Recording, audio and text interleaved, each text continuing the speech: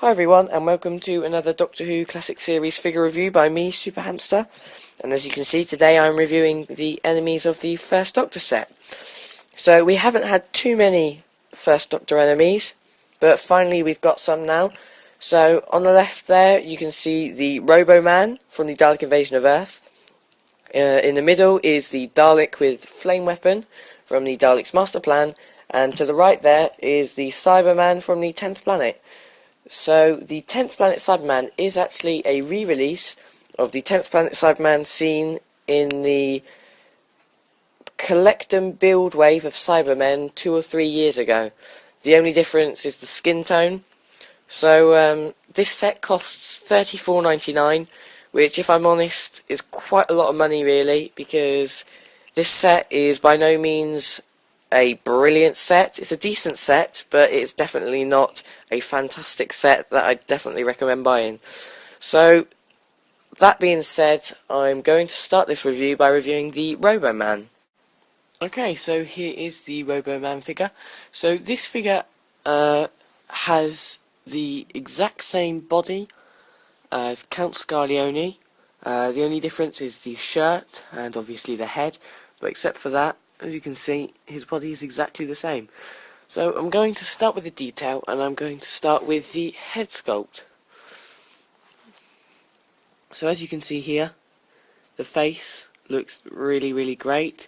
He looks very gormless, and he does look like he's possessed or looks like a zombie. So the facial expression is spot on, absolutely great. Then the helmet, which is all silver, which is quite detailed and is really nice as well. So you can see up the top there's wires, and then underneath there's wires as well, and on the side there's a sort of aerial. Then the back of the helmet, which is pretty basic really. It is just the silver helmet with the antenna on the left, and then a couple of almost stitch marks there. So, well, I suppose they're probably screws. So that looks really nice. So the detailing there is really great. I'm not sure whether this is supposed to look like the actor. I don't actually have a clue whether it is or not, but it doesn't really matter really. But the facial expression is spot on and absolutely great. Then we get to the upper body. So as you can see, it is Count Scarlioni's jacket.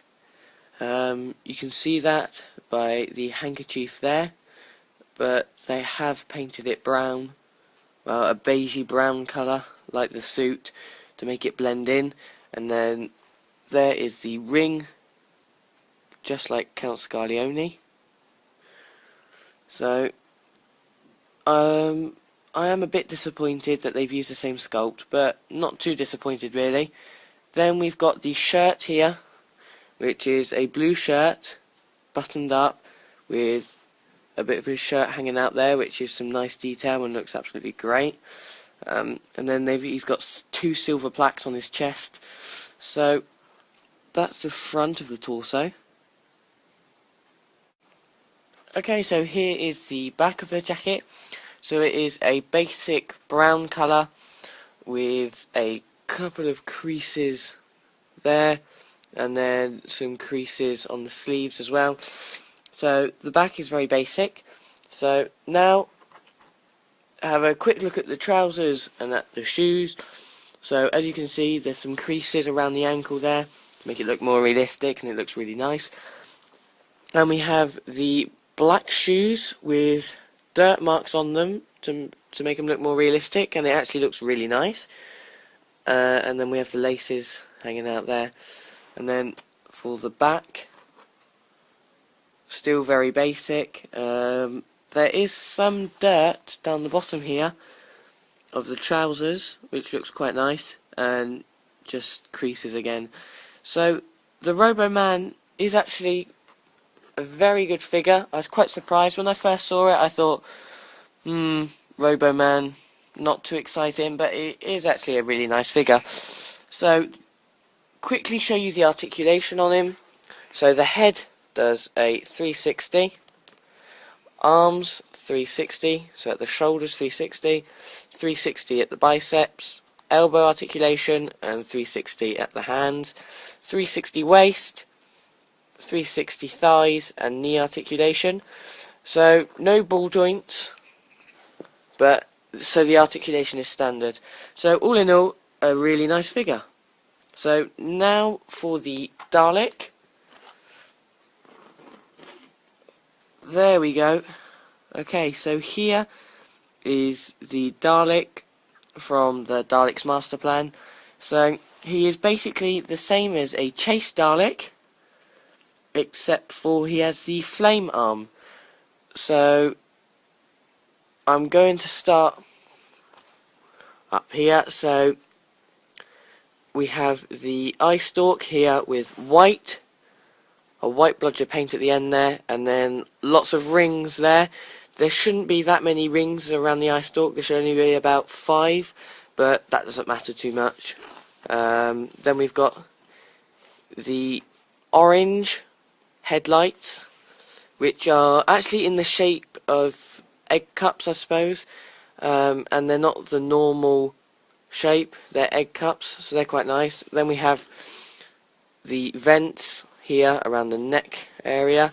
Then we have the slats here, the standard ray gun, and then we have the flame arm. So this is actually a really nice touch. So if I show you here, the flame does come out, and there he is without it, and then it just slots back in really easily. The one problem with this is it is too heavy. The flame is too heavy for the arm. So if I put it there, sometimes it falls back down like that, and you come back in an hour and it's down. So it stays for a bit like that, and then within 10 minutes it's down there. So that's a bit unfortunate, but if you have it right up there like that, it stays no problem, absolutely perfect.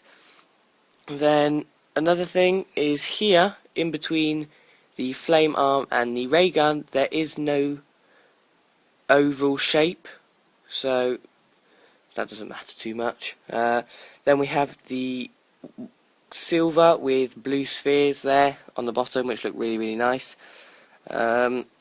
This is one of my favourite types of Daleks. I said it in my Chase review as well. I absolutely love the 60s Daleks. I think they look magnificent.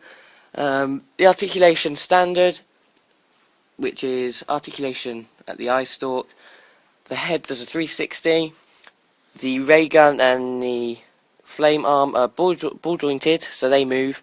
And then on the bottom we have the 3 wheels there to make it go forward, back, whatever. So the articulation standard. So all in all, this is a really nice figure. I'm really, really happy with this. I think it looks great. So that's about it, really. Finally, in this review, I'm going to look at the 10th Planet Cyberman. So move the Dalek out the way, and in comes the 10th Planet Cyberman. So I did say at the beginning of this review, that I am a little bit disappointed because I would have preferred a different enemy. Instead, they've just re-released the 10th Planet Cyberman, which I am a bit disappointed with.